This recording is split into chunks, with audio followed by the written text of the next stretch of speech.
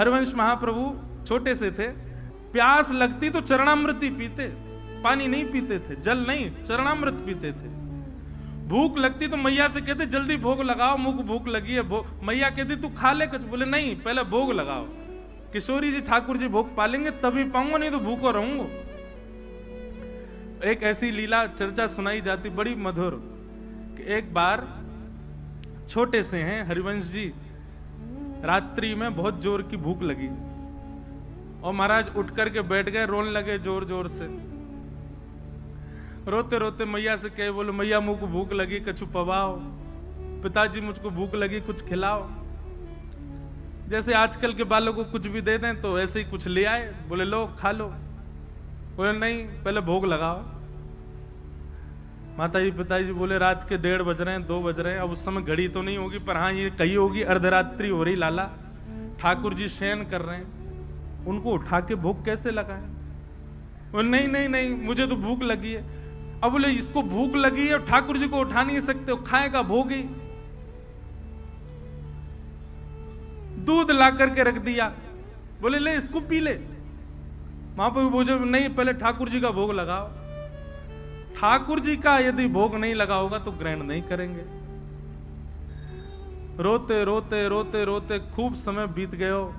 पिताजी माताजी भी परेशान, बोले सोनी नहीं दे रहा, क्या करें, खा कुछ रहा नहीं है, पी कुछ रहा नहीं है, भोग लगा के ही पाएगो।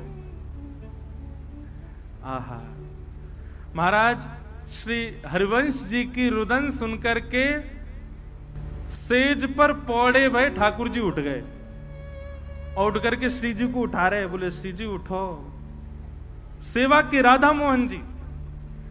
श्री जी बोली क्या हुआ, अभी तो उठवे को समय ना है भयो, अभी तो भोर ना भई, अभी तो मंगला को समय ना भयो, आप काय को उठाए रहे हो। बोले रुदन ना सुन रही, हरिवंश बालक रो रहे हो बहुत जोर से। श्री जी बोली काय को रो रहे हैं हरिवंश जी।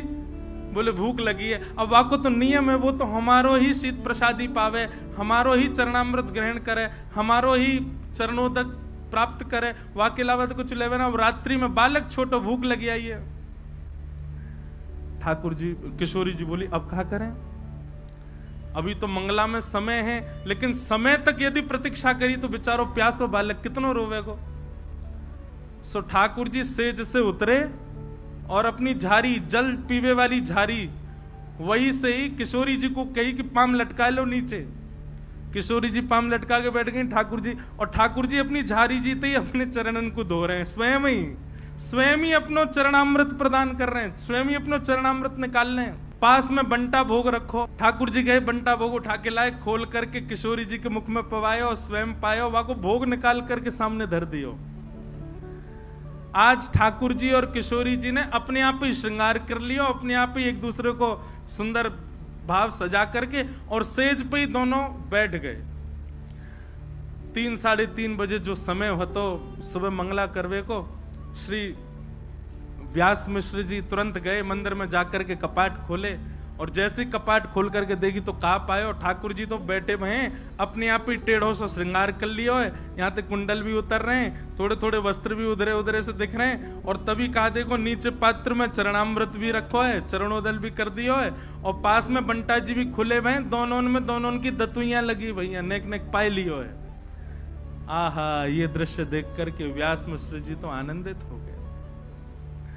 तुरंत गए और जाकर के चरणामृत और भोग ले जाकर के हरिवंश बालक को प्रदान किए, तुरंत पा लियो। पा करके बालक तो सो गयो, लेकिन माता पिता दोनों नेत्र सजल और ठाकुर जी को देख रहे हैं कि हम तो विचार कर रहे हैं ठाकुर जी को कैसे उठाएं, पर हरिवंश जी को रुदन सुनकर के ठाकुर जी स्वयं उठ गए, स्वयं अपनो चरणामृत निकाल लियो, स्वयं अपनो श्रृंगार कर लियो, स्वयं भोग लगा के और स्वयं तैयार है के सेज पर विराजमान है गए।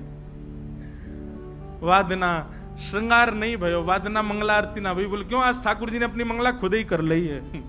क्यों, हरिवंश जी को भूख लगी। किस लिए?